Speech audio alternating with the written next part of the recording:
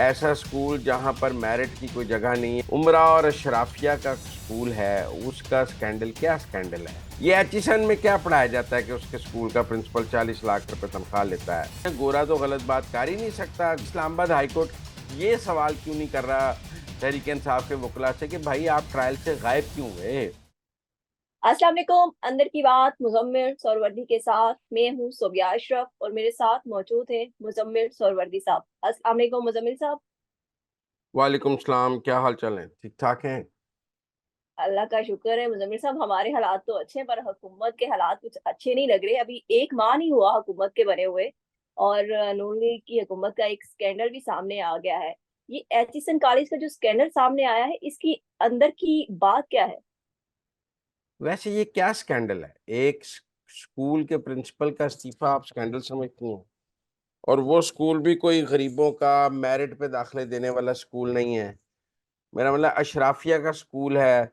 जागीरदारों, सनतकारों और उमरा और अशराफिया के बच्चे, बड़े बड़े ब्यूरोक्रेट्स के बच्चे वहाँ पढ़ते हैं।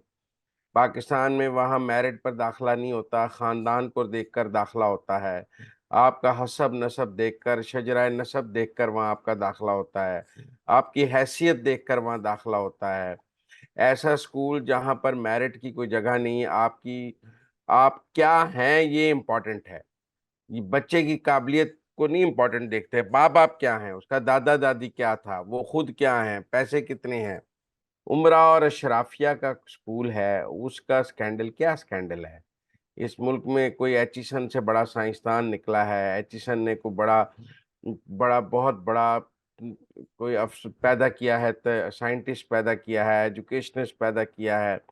इसने जागीरदार पैदा किए हैं। यहाँ से आप जिस बड़े जागीरदार को पूछ मिलेंगे, वो कहेगा मैं एचिसोनियन हूँ और उसने अपने इलाके में जागीरदारी कायम की होगी। ये स्कूल बताता है।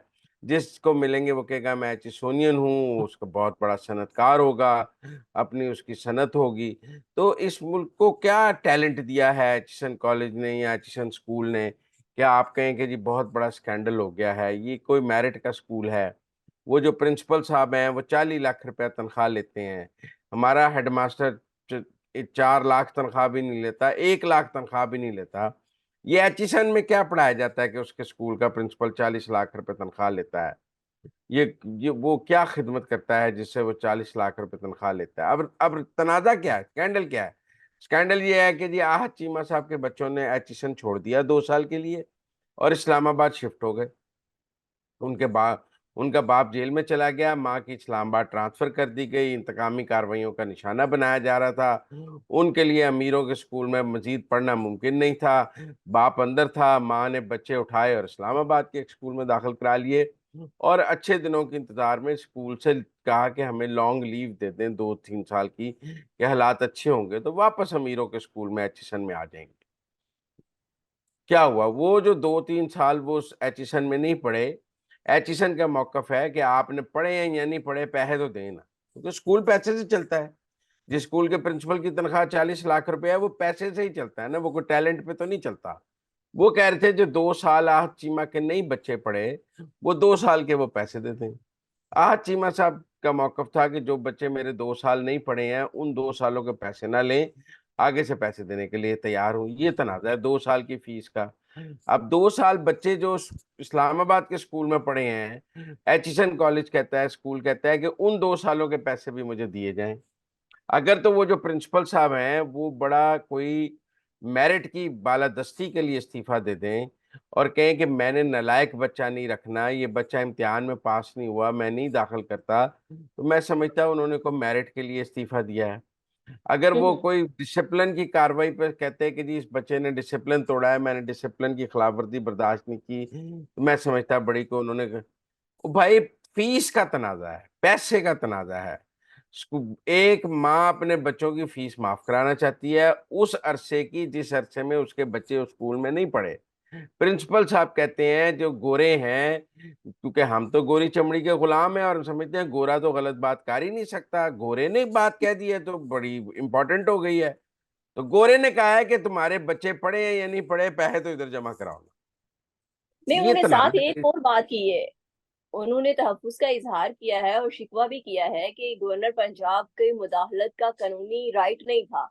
जिसको वो बार बार हमें जो है वो बुलाते रहे गवर्नर पंजाब में, वहां मीटिंग्स भी होती रही बोर्ड्स की, और भी उन्होंने इस हवाले से कुछ और शिकवे किए हैं खासतौर पे गवर्नर पंजाब के हवाले से। गवर्नर पंजाब ने फीस ही माफ कर दी है ना। यहाँ तो प्रिंसिपल साहब ये बताएं कि गवर्नर पंजाब ने ये 10 दाखिले खिलाफ मेरिट कर दिए हैं, अपने लिखें तो हम सारे मान लेते हैं कि जी गवर्नर साहब वहाँ दाखिलों में मुदाखलत कर रहे हैं। गवर्नर साहब ने कोई फेल किया हुआ बच्चा पास करा लिया है तो हम कहें जी गवर्नर साहब ने बड़ी ज्यादती की है, बच्चा फेल था उसको पास करा लिया है। वो गवर्नर हम्म। साहब ने 2 बच्चों की फीस माफ की है सिर्फ। अब चूंकि एचिसन में फीस माफ का नहीं रुझान होगा, मैं ये बात मानता हूँ, क्योंकि वहाँ अमीरों के और जागीरदारों के और पाकिस्तान के शराफिया के बच्चे पढ़ते हैं। हो सकता है कि उसकी 100 साल तारीख में आज तक किसी ने फीस ना माफ कराई हो, मैं ये बात मानता हूँ कि उसकी 100 साल तारीख में कभी किसी ने फीस माफ नहीं कराई होगी, क्योंकि वहाँ वो मुझे एचिसन में किसी मिडिल क्लास का बच्चा पढ़ता है, कोई लोअर मिडिल क्लास का बच्चा जितना मर्जी जहीन हो वो एचिसन में दाखिल हो सकता है। वहाँ कोई, मेरा मतलब है कि आप बताएं, कोई, मेरा मतलब है कि किसी आम शहरी का वो बच्चा दाखिल हो सकता है? नहीं, वो तो इलाका भी देखते हैं कि ये किस इलाके में रहता है, इसको दाखिल करना चाहिए या नहीं करना चाहिए। सिर्फ अमीरों के इलाके के बच्चे, मुझे तो कोई लोअर मिडिल क्लास के इलाके का बच्चा एजुकेशन में पढ़ता नजर नहीं आया। ये आहत चीमा 100 साल में पहला बंदा होगा जो, चूंकि खुद मिडिल क्लास से है, वो तो पढ़िया गया और कुछ तो उसको फीस माफी की जरूरत पड़ गई, उसकी बीवी ने दरखास्त दे दी, वो फीस माफी की दरखास्त जो है वो एक इशू बन गया होगा। ये तो क्लैश ऑफ सिविलाइजेशन हो गया।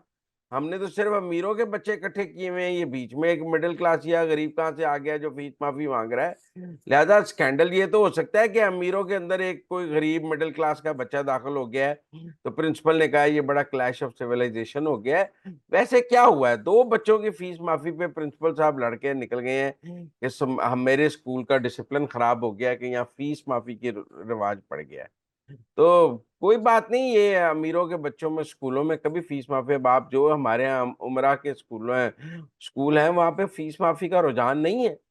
उनके माँ बाप को फीसें प्रॉब्लम ही नहीं करती, फीसें तो मुझे और आपको प्रॉब्लम करती हैं, जिनके बच्चे, हम कभी जाकर डिस्काउंट लेते हैं, कभी फीस माफ कराते हैं, कभी स्कॉलरशिप की बात करते हैं। एचिसन के बच्चों का इन सब से क्या ताल्लुक है?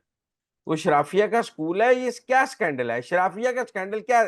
पाकिस्तान में कौन सा बड़ा आदमी है आज जागीरदारों के बच्चे, आप कह सकते हैं असेंबलियों में एचिसन के बड़े बच्चे हैं, क्योंकि जागीरदार सनतकार हमारे यहाँ अमीर लोग जो हैं वो असेंबलियों में पहुंचते हैं और वहाँ एचिसन की बड़ी अक्सरियत है।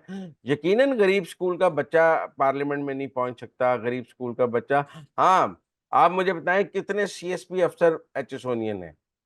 आहत चीमा भी एचएसओनियन तो नहीं है ना, बच्चे एचएसएन में पढ़ाना चाहता है, ये जरूर उसकी ख्वाहिश है कि अब मैं चूंकि अमीर हो गया हूँ, अफसर हो गया हूँ, लिहाजा मेरे बच्चे पढ़ जाएं। ये सारे अफसर खुद एचएसओनियन नहीं होते, अपने बच्चे एचएसएन में पढ़ाना चाहते हैं, क्योंकि अब इनकी कोशिश होती है कि हम अपर क्लास में दाखिल हो जाएं, हमें भी अशराफिया में शामिल कर लिया जाए। तो अशराफिया में शामिल होने की ख्वाहिश में ये अपने बच्चे एचएसएन में दाखिल कराते हैं, वरना एचएसएन से कोई, मेरा मतलब है कि कोई बंदा बहुत लायक होके तो नहीं निकलता।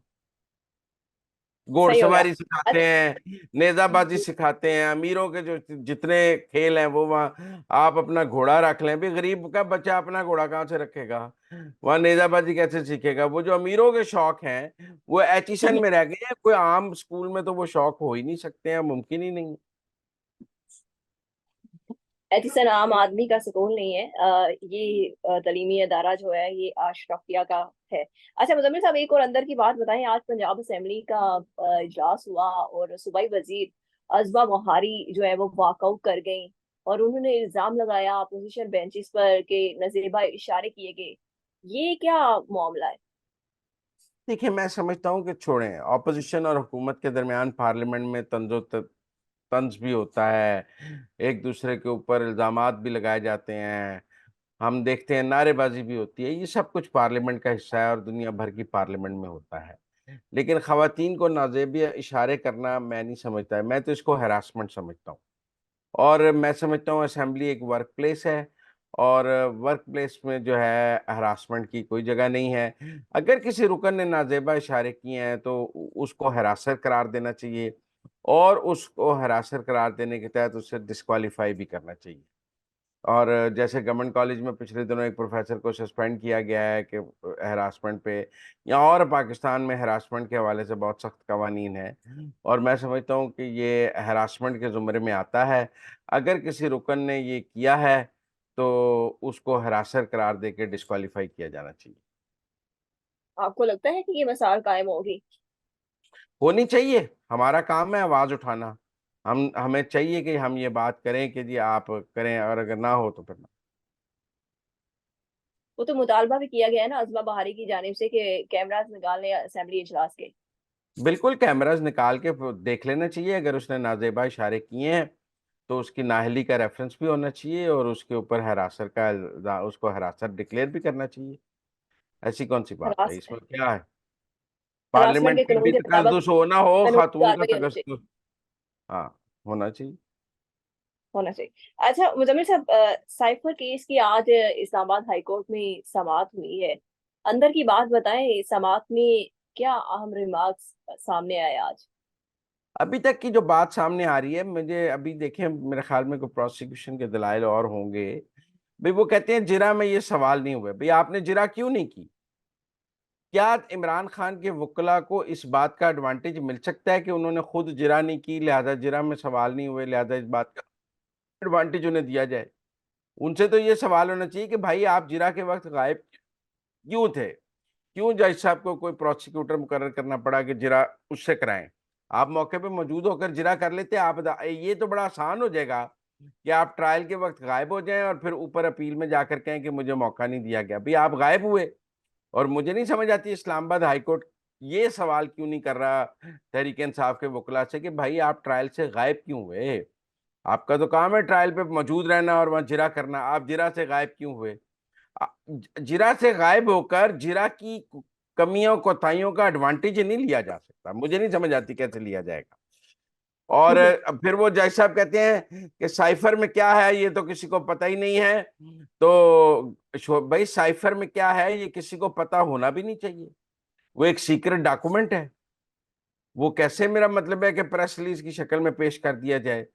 सवाल ही ये है कि एक सीक्रेट डॉक्यूमेंट के बारे में उसको डिकोड करके पब्लिक किया गया है, तो ये कैसे आप ये पूछते हैं कि साइफर क्या है? साइफर क्या है, मेरा मतलब साइफर नहीं पेश होना चाहिए। तो मुझे नहीं समझ आ रही कि इस्लामाबाद हाईकोर्ट का मूड क्या है।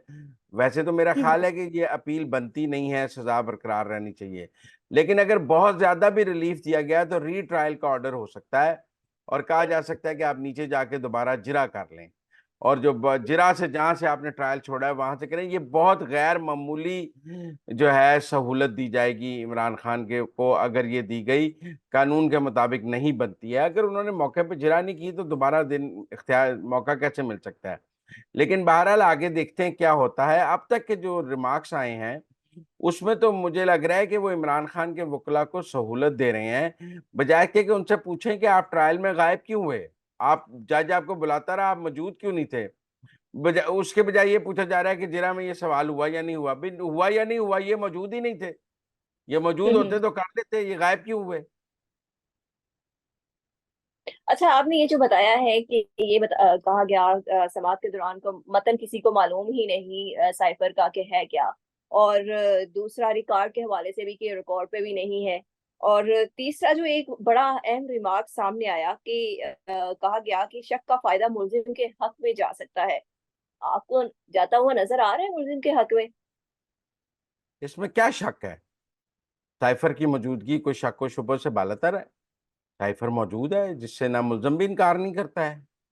जहां तो कहीं ना मुल्जिम साइफर की मौजूदगी से इनकार करता है। केस तो इतना है कि साइफर एक सीक्रेट डॉक्यूमेंट है, और इमरान खान ने उसको अपने सियासी मकासद के लिए इस्तेमाल किया और पब्लिक किया। ये बात साबित है। ना साइफर के होने से इनकार है, ना उसके पब्लिक होने से इनकार है। शक का क्या फायदा देना है? Thank you so much Muzammil साहब कि आपने हमें अंदर की खबरों से बाखबर किया। इसके साथ ही मुझे और मुजम्मिल साहब को इजाजत है। अल्लाह हाफिज।